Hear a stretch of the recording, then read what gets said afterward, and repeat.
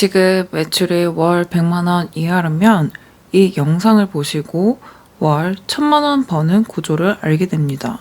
온라인 판매자분들은 키워드 소싱과 CPC 광고를 해야만 매출이 난다고 생각하시거든요. 초보는 이렇게 시작해야 돼 라는 고정관념이 있기 때문에 매출이 터지는 곳을 보지 않아요. 사람들이 여기에서 결제를 진짜 많이 하고 있는데 그걸 보지 않는다는 거죠. 저는 온라인 판매 10년 차이자 한 가지 많이 팔기 강의자 뮤진이입니다. 스마트 스토어만 하다가 몇 년 전에는 한 가지 많이 팔기 전략을 터득했어요. 그리고 올해부터는 그 전략을 알려드리고 있어요. 기본적인 전략을 설명한 다음에 이걸 토대로 다른 대표님 컨설팅 했던 사례도 보여드릴게요. 제가 생각하는 전략을 쉽게 설명드리겠습니다. 사람들이 많이 몰리면 몰릴수록 구매할 확률이 높아집니다. 백화점, 마트, 편의점, 슈퍼 모두 사람이 많이 오고 가는 곳입니다. 구경하는 사람들이 있을 순 있어도 유입이 많으니까 그중 일부만 구매해도 매출이 큽니다. 역세권과 먹자 골목 역시도 사람이 많이 오고 가는 곳입니다.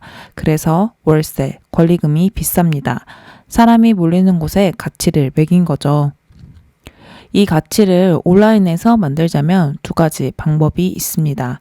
대표님이 셀프로 만드는 법과 이미 만들어진 곳에 들어가는 방법입니다. 첫 번째 방법은 대표님이 마케팅을 잘해서 광고로 사람들이 들어오게 해야 합니다. 가장 큰 리스크는 팔리지 않아도 비용이 지출된다는 점입니다. 하지만 두 번째 방법은 사람들이 몰리는 곳에 공짜로 들어갈 수 있습니다. 이 영상을 끝까지 시청하신 분만 알 수 있습니다. 제가 이 전략을 하기 전에는 스마트 스토어에 등록하고 판매를 했어요. 몇 년 지속하다 보니 문제가 딱 3가지가 있는데 매년 상품 재고 관리, 최저가 경쟁, 키워드 소싱 및 CPC 광고비 지출이 문제였습니다. 이걸 유지하려면 휴가도 없습니다. 계속 확인해야 하거든요. 주문 들어오던 게 안 들어오면 누군가 최저가로 또 뺏었을 수 있으니까요. 쉬는 날이 없고 정신적 스트레스만 높아집니다. 그렇게 몇 년을 하면 사람이 지치는데 포기하고 싶을 수 있어요. 여기에서 포기하면 안 됩니다. 이걸 해결할 수 있는 판매 전략이 있으니까요. 바로 한 가지 많이 팔기 전략입니다. 꼭 한 가지만 팔 필요는 없고 이걸 이해하고 점차 제품을 늘리시면 됩니다. 저도 그렇게 했습니다. 먼저 이해하는 게 중요하니까 집중해서 들어보세요.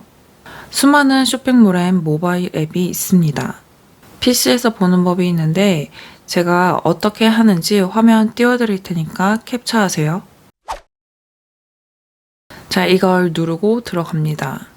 처음 접속한 화면에 제품이 막 노출되고 있습니다. 마트로 치면 입구에 제품을 진열한 거예요. 들어온 사람들은 안 볼 수가 없겠죠. 이곳은 유입량이 어마어마하기 때문에 이 중에 일부인 0.1%만 구매를 해도 매출이 큽니다. 이건 지금 구매 수량이 어떤지 보겠습니다. 판매가 9,900원에 구매 수량이 약 13,000개입니다. 구매 수량이 즉 판매 수량이죠. 판매가와 판매 수량을 곱하면 1억이 넘습니다. 많이 팔렸죠? 다음 제품도 볼게요. 15,900원에 491명이 구매 중입니다. 현재 매출은 780이지만 앞으로 2일이 더 남았습니다. 1000만 원은 좋게 넘을 것 같습니다.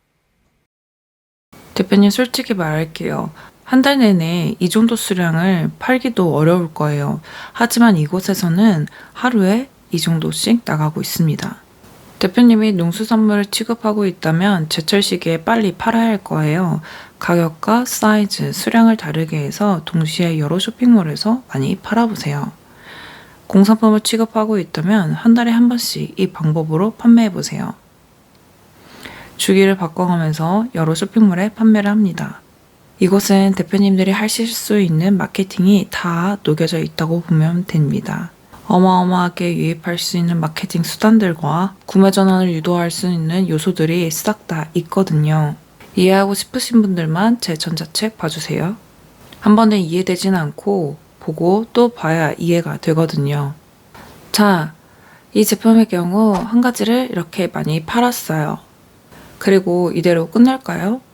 여기만 이렇게 메인 홈 탭이 존재하는 게 아니에요. 다른 것도 있죠. 많아요.